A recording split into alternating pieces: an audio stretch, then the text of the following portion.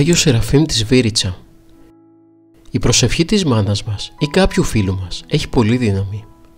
Ο γέροντας προέβλεπε ποιοι άνθρωποι θα έρθουν να ζητήσουν τη βοήθειά του. Ένας άνθρωπος έγινε αλκοολικός, έκλεβε πράγματα από το σπίτι του και τα πουλούσε για να ικανοποιήσει το πάθος του. Τον άφησε η γυναίκα του επειδή δεν μπορούσε να ζει μαζί του και πήρε και το παιδί. Ένας φίλος του έμαθε πως στη Βήριτσα ζει μοναχός που μπορεί να θεραπεύσει αυτό το πάθος και άρχισε να τον παρακαλά να πάνε να τον δουν. Αυτός στην αρχή δεν το δεχόταν, αλλά μετά συμφώνησε. Μία μέρα λοιπόν πήραν το τρένο και πήγαν στο Λένινγκραντ. Εκεί, όταν ο φίλος του πήγε να πάρει εισιτήρια για Βήριτσα, αυτός πήγε στην τουαλέτα και εκεί για ένα ποτήρι βότκα πούλησε και το πουκάμισό του και το εσώρουχο, και ο ίδιος έμεινε με τη ζακέτα και το παντελόνι. Ο φίλος του όταν το βρήκε δεν μπόρεσε να καταλάβει πώς και πού βρήκε βότκα. Πήραν λοιπόν το τρένο και πήγαν στη Βήριτσα.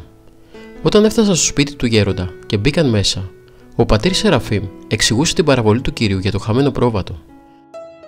Ο αλκοολικός όταν το άκουσε είπε στο φίλο του: «Πού με έφερες? Εδώ δεν υπάρχουν άνθρωποι, μόνο πρόβατα». Και δεν ήθελε να μπει μέσα, αλλά προσπάθησε να φύγει. «Δεν έχω τι να κάνω εδώ, θέλω να φύγω», είπε. Ξαφνικά άκουσε το γέροντα να το φωνάζει: «Σέργιε, έλα εδώ». Εκείνος τα έχασε. Αμέσως ξεμέθησε και ρώτησε το φίλο του: «Από πού με ξέρει?» Ο γέροντας πάλι φώναξε δυνατά: «Σέργιε, που ήλθες μαζί με το φίλο σου, έλα, μπες μέσα». Όταν ο Σέργιος μπήκε μέσα στο κελί, είδε εκεί πολύ κόσμο. Τότε ο γέροντας του είπε: «Βλέπετε, αδελφοί μου, αυτόν τον άνθρωπο? Τον έδιωξε η μητέρα του και τον άφησε η γυναίκα του. Είναι σε μια ελεεινή κατάσταση. Μόλις τώρα στο σιδηροδρομικό σταθμό πούλησε για ένα ποτήρι βότκα το ισόρροχο και το πουκάμισό του και ήλθε εδώ σε εμάς μόνο με τη ζακέτα». Τον εγκατέλειψαν οι άνθρωποι, αλλά δεν τον εγκατέλειψε ο Θεός. Του έστειλε ένα φίλο που τον έφερε εδώ με την ελπίδα του θα τον βοηθήσουμε. Ο Κύριος τον βοήθησε διότι υπάρχουν άνθρωποι που προσεύχονται για αυτόν.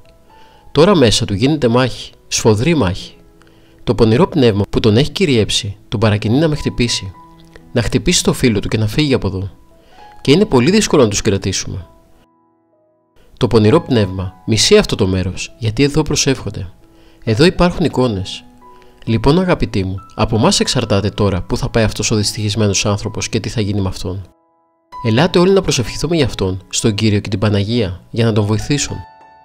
Όλοι που ήταν μέσα στο κελί τότε γονάτισαν μαζί με τον γέροντα και άρχισαν να προσεύχονται. Μερικοί με δάκρυα.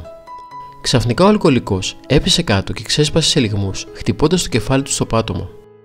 Και έτσι πολλή ώρα έκλαιγε εξαπλωμένος κάτω στο πάτωμα και ο λαός γύρω του προσευχόταν.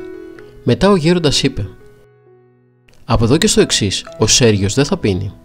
Υπήρχαν στιγμές στη ζωή του που ήθελε να αυτοκτονήσει, αλλά δεν το έκανε, γιατί οι άλλοι προσεύχονταν γι' αυτόν.